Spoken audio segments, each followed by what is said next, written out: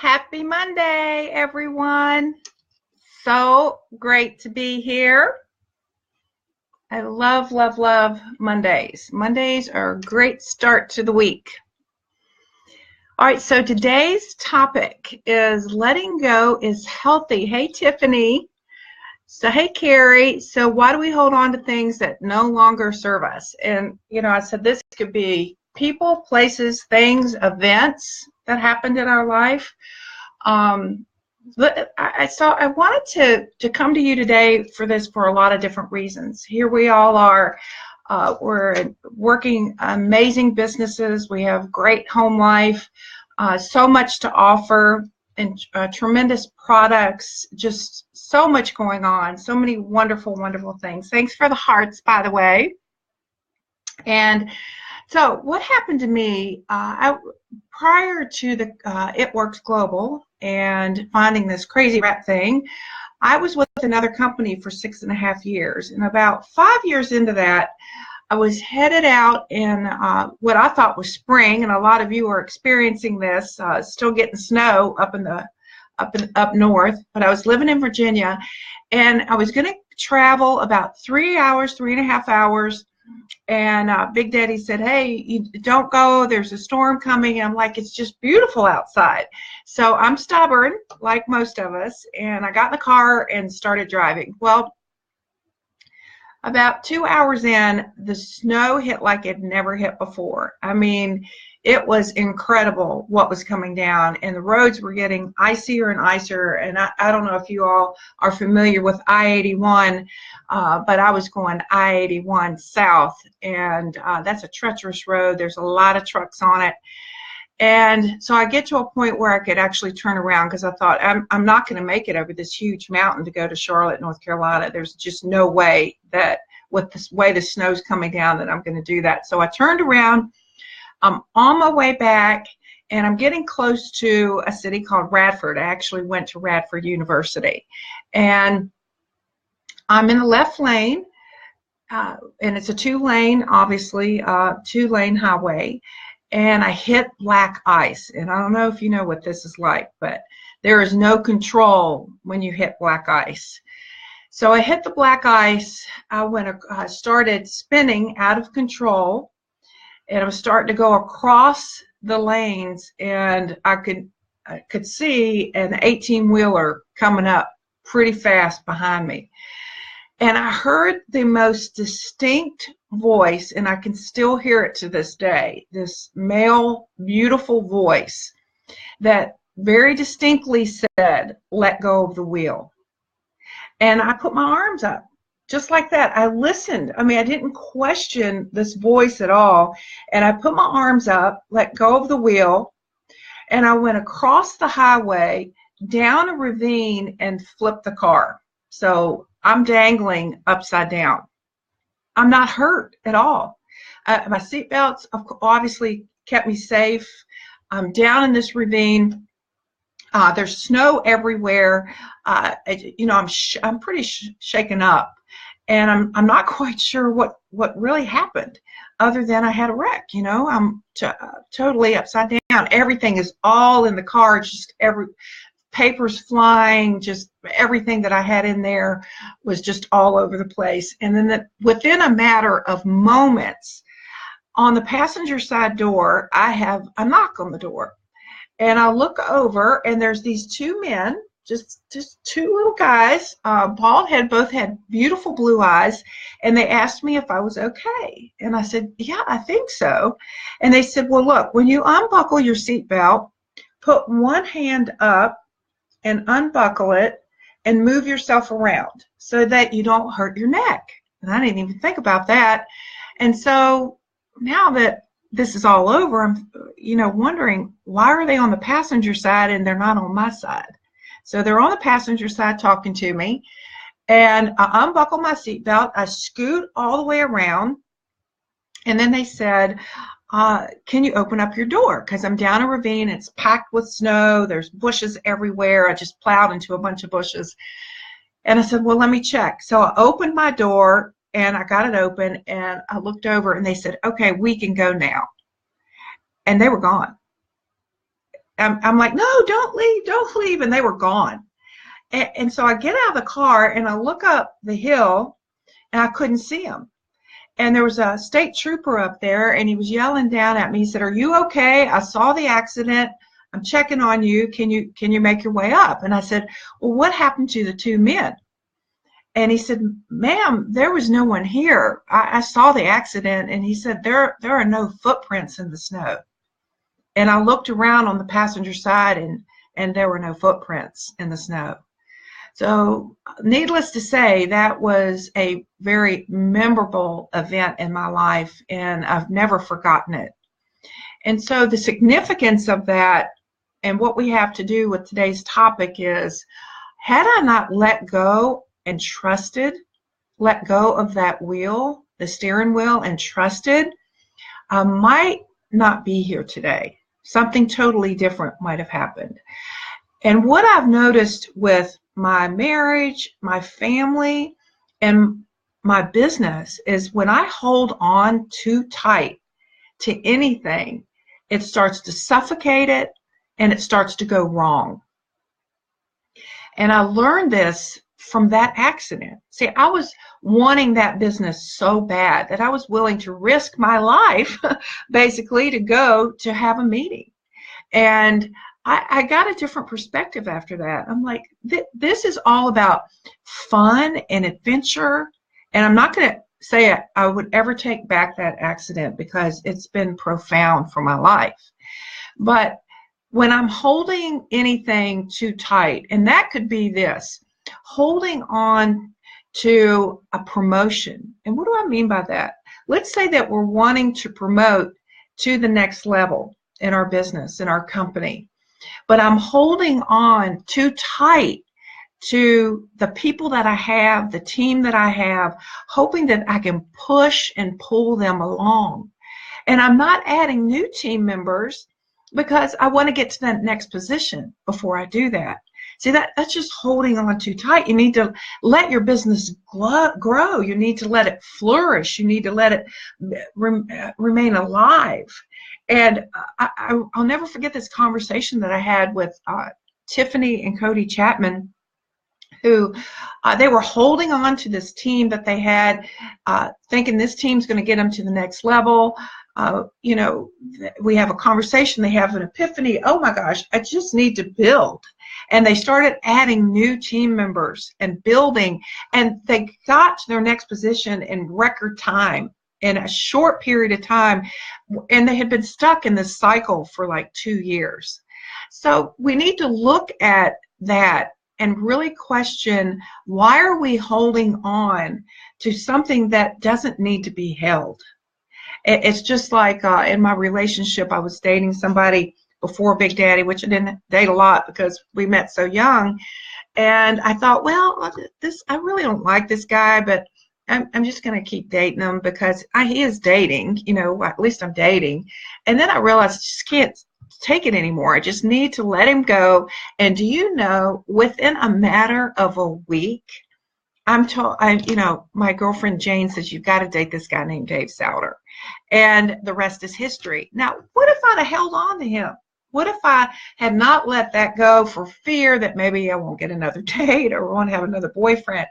And so all of this is something that we really collectively need to look at. What are we holding on to that doesn't want to be held?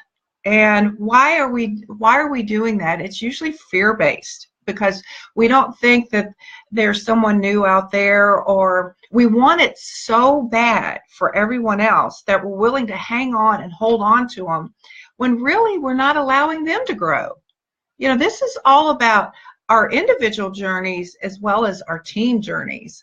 And I'm really adamant about coaching people how to go find what they need, allowing them the opportunity to get their own team members, their own customers, to grow through that, and then grow through each of those next levels. And it's just vitally important that you do that and allow your team to do that, because then they're proud of their moments. They feel responsible for it. We're not all wigged out trying to do everything for everybody. And if you find you're clenching your teeth, you're not enjoying your business, you really need to step back and take a great look at why. And I can assure you, it's not it works. Because we have too many people having so much success that it's an inside job. And whatever is going on in here, it's usually what's going on up here, is reflected on what's going on out there. So how do we like get some action steps here? What can we do? Well, one of the biggest things that I would love for you to do is focus on what you enjoy about life, what you enjoy about the business, what you enjoy doing, and just do more of that, more of that, and more of that, and more of that.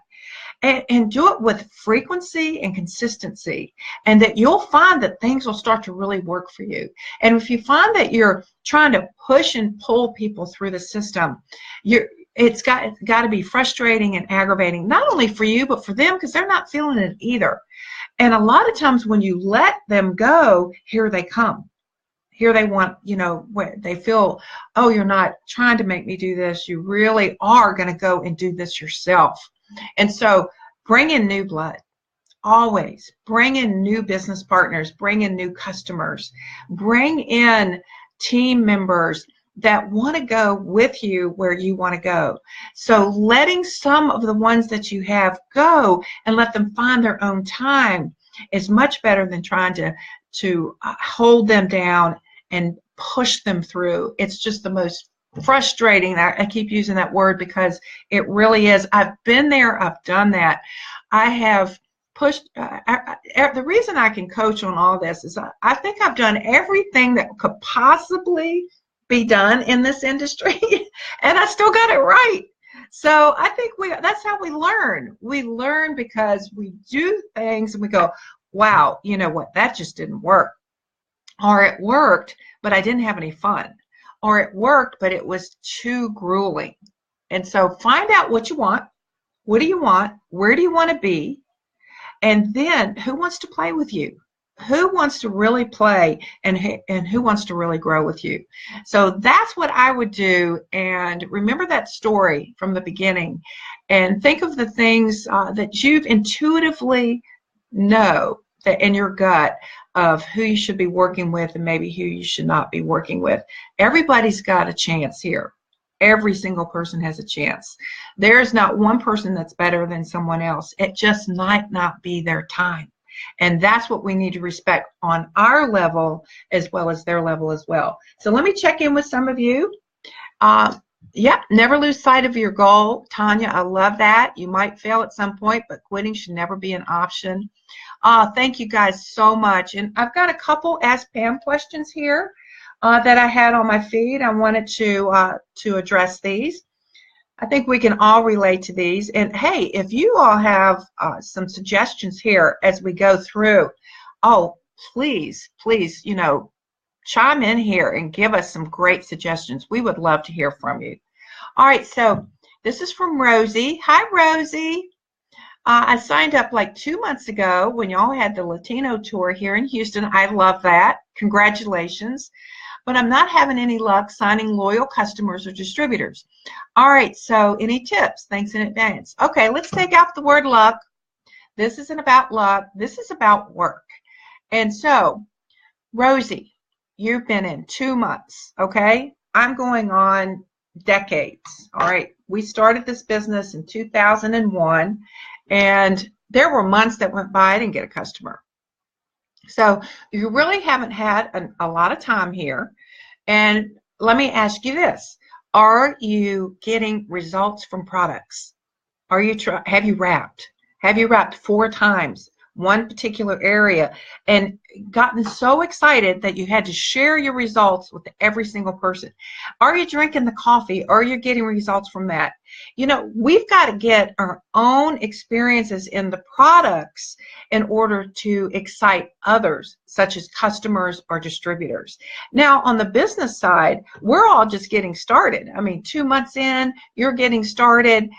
You're working your way through the asking process, and so you haven't had your first maybe check yet, but maybe you've had some wrap cash. So get out there and create some type of cash flow going in your business, or like I said, get a couple customers, and that's through your product experience. People want to know if you've used the product. People want to see your results.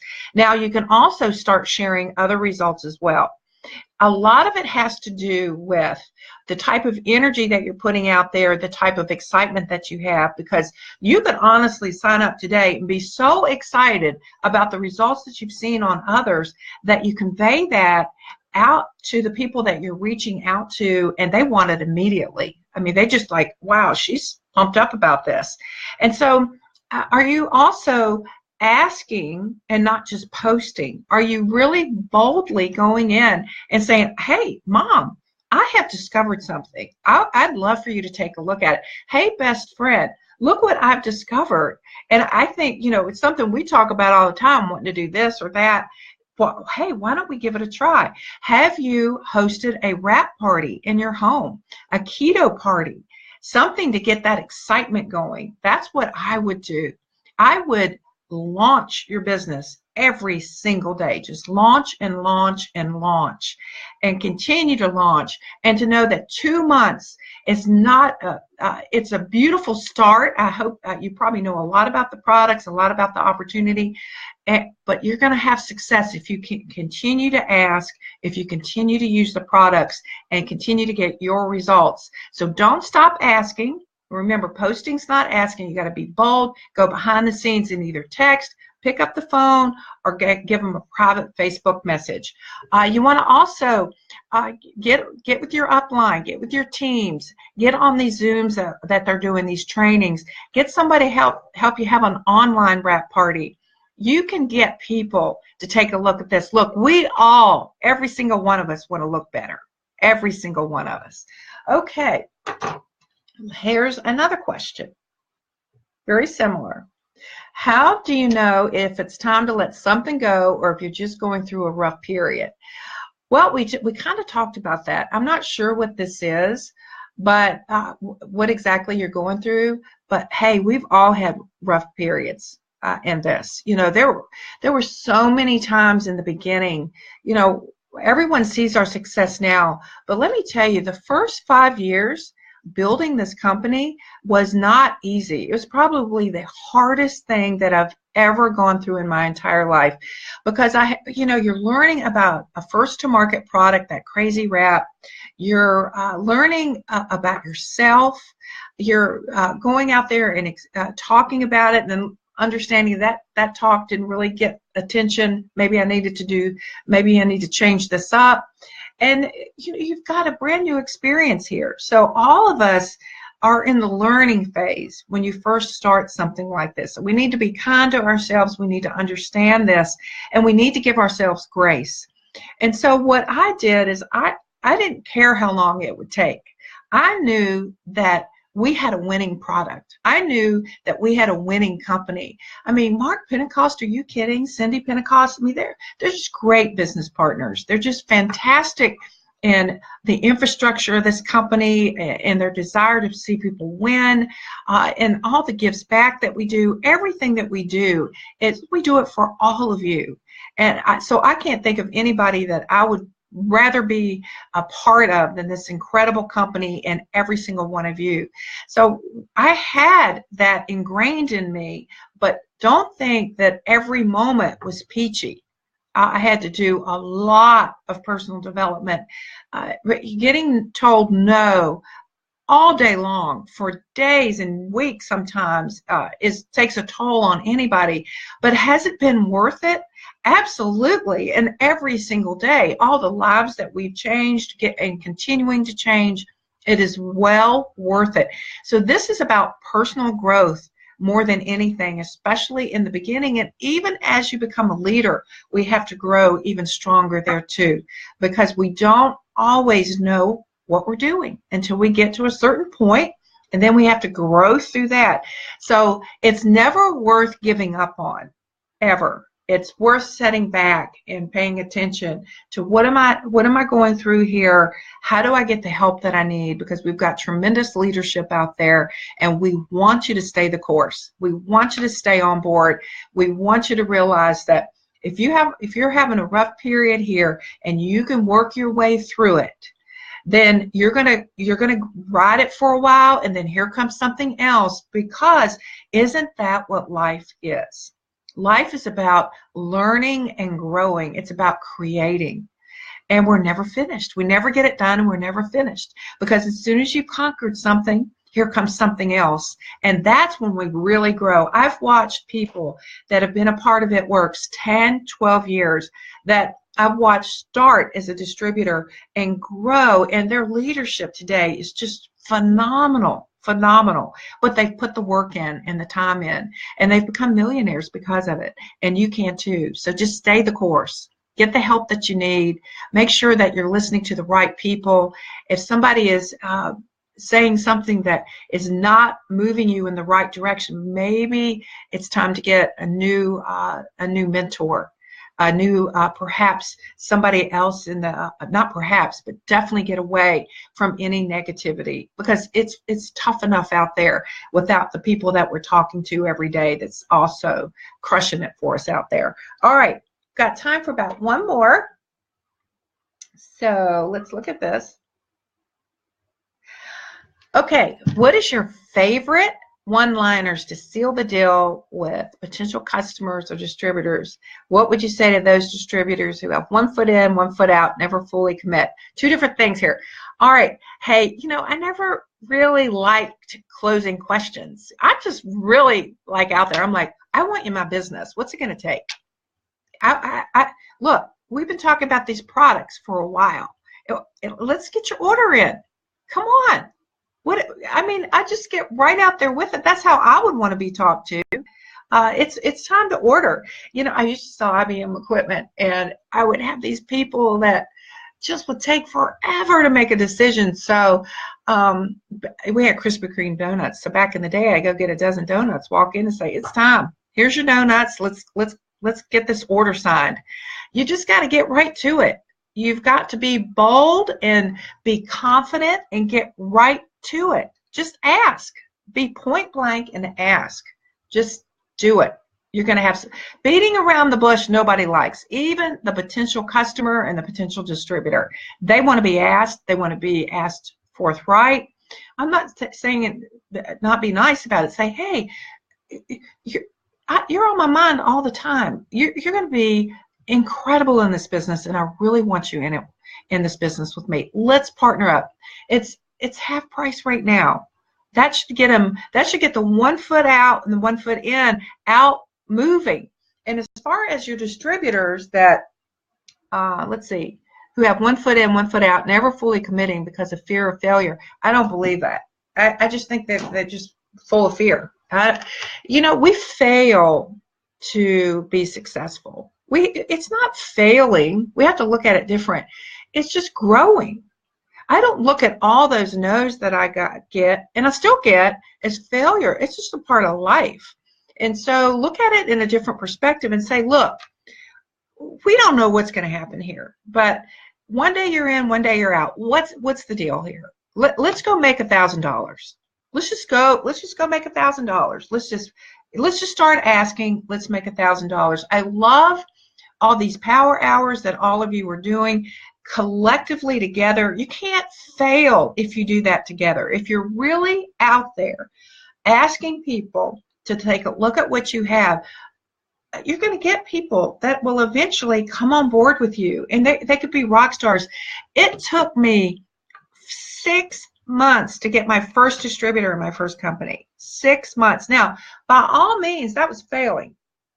But I never asked anybody. I was just so scared. But then once I came to a meeting, and this is another thing too, you've got to get people to meetings. These large group meetings are what changes everybody's perspective.